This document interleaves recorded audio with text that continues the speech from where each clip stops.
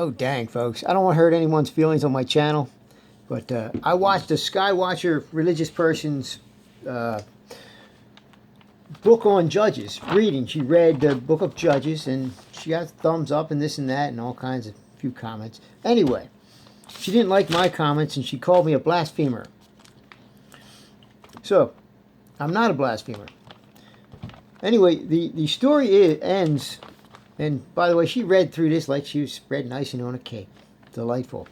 So the story ends like this. Then Jael, Heber's wife, took a nail of the tent, and took a hammer in her hand, and went softly unto him, and smote the nail into his temples, and fastened it into the ground, for he was fast asleep and weary, so he died.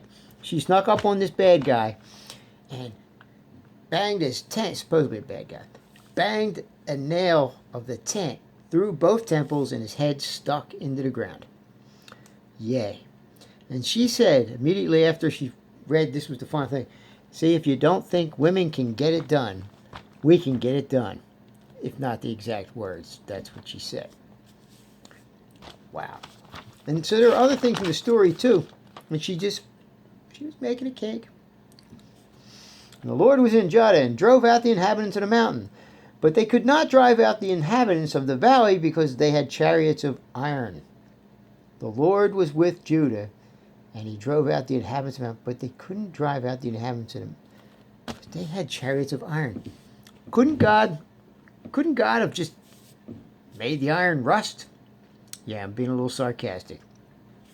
All throughout here, she's reading, God delivered them and God killed so many other people, and God delivered, but they couldn't, because in the valley they had chariots of iron. Anyway, the other thing that she read through, icing on a cake, and Caleb said that he that smiteth Kirjab Zephyr, and taketh it to him, will I give Asha my daughter to wife. Means kill him. He that smiteth Kirjab and take it to him. And Othniel, the son of Kenaz, Caleb's younger brother, took it and gave him Asha his daughter to wife. Yeah, he took it to him, killed him. That way he gets the daughter of this guy's wife. This guy gets the daughter for killing somebody. Great stuff. Great stuff. And it's all in the name of God, of course. So it's all right, you know. But let me tell you, this is the book of Judges. It's a strange book. But she read over it like, blah, blah, blah, blah, blah, blah. Called me a nutcase. Anyway, here's a little bit out. What were the judges? They were patriots and religious reformers, because national security and prosperity were inseparably connected with loyalty and obedience to Jehovah. See, what was happening was the judges and tribesmen of Israel upon the Lord laid burden of Israel's apostate and oppressed state. They were going downhill, in other words. They were the spiritual ancestors of the prophets. They were men rise up of God, theoretic king, to represent. Okay, let me get this before. So, I said, what would Jesus do with that spike in the head? He says to bless people, to curse you, and so on. Let me get to this before the tape runs out.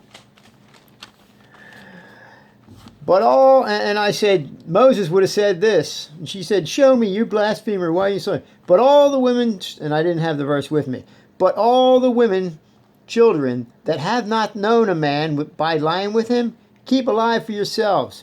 In other words, kill every male among the little ones. Kill every woman that thou hast known him by lying with him. Kill everybody. But save the women children that have not known a man by lying with him. Keep alive for yourselves. Was I lying?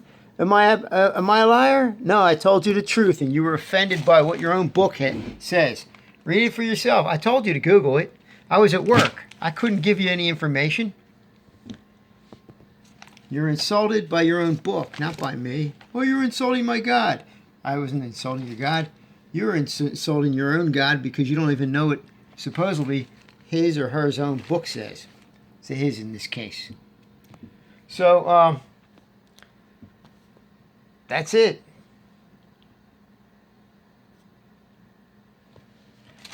That's why you got to read it through. See? How many religions? Which one is right? When we talk about God, it makes us want to fight. Each one thinks God is on their side, and the thing that stinks is that we're full of pride, confusion, egotism is the beast we ride. Not even when you're dead are you satisfied. So they invented a place where you're eternally fried. Not until the New Testament. If you don't believe in God, just the way we say, we could try to make your life a living hell every day. I don't care if you're a religious atheist or so-called skeptic. All of our minds get a little septic. Sometimes it's good to hear another point of view. You must might find out you're being fed poo and I'm running out of space. All right.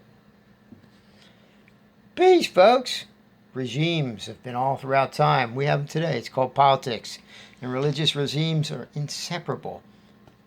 It's the way Rome worked. It's the way Judaism flowed into Rome. Rome was trying to deal with ethnicity groups coming in too, just like the USA is today. And by the way, you can't God bless America unless people start blessing each other. Amen.